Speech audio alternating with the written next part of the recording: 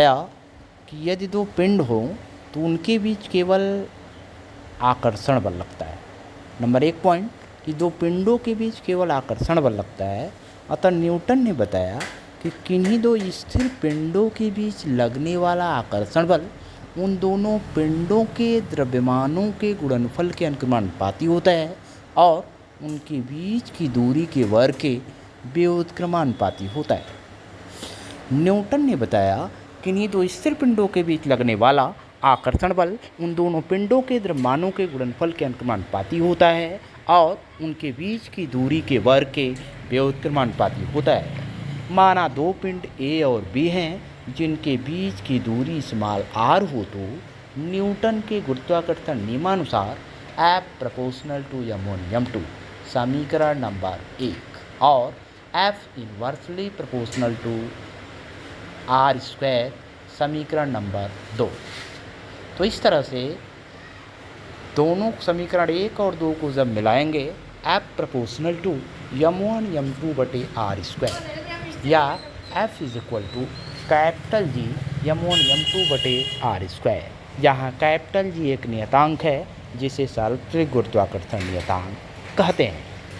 तो न्यूटन ने बताया कि यदि दो पिंड हैं और दोनों पिंड जितने भारी होंगे तो उन दोनों के पिंडों के बीच उतना ही अधिक आकर्षण बल लगेगा। अर्थात जब पिंडों के द्रव्यमान जब बढ़ेंगे तो उनके बीच आकर्षण बल का मान क्या कर रहा है, बढ़ रहा है। अतः न्यूटन ने बताया कि किन्हीं दो स्थिर पिंडों के बीच लगने वाला आकर्षण बल उन दोनों पिंडों के द्रव्यमानों के गुणनफल के अनुक्रमानुपाती होता है और उनके बीच की दूरी के वर्ग के व्युत्क्रमानुपाती होता है।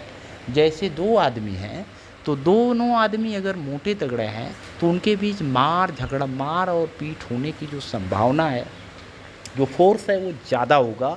अर्थात अगर दोनों व्यक्ति शक्तिशाली हैं तो जो मारपीट होगी उसका जो फोर्स होगा वह तेज होगा।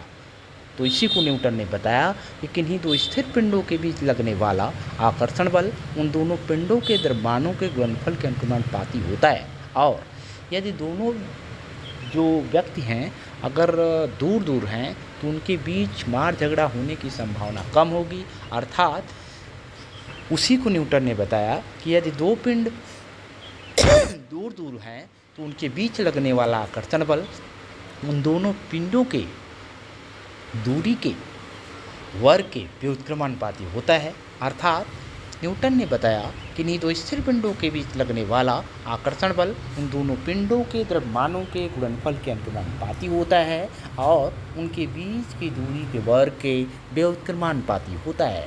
माना दो पिंड ए और बी हैं जिनके बीच की दूरी स्मॉल आर हो तो न्यूटन के गुरुत्वाकर्षण नियमानुसार F proportional to m1 m2 समीकरण number 1 F inversely proportional to r square समीकरण नंबर 2।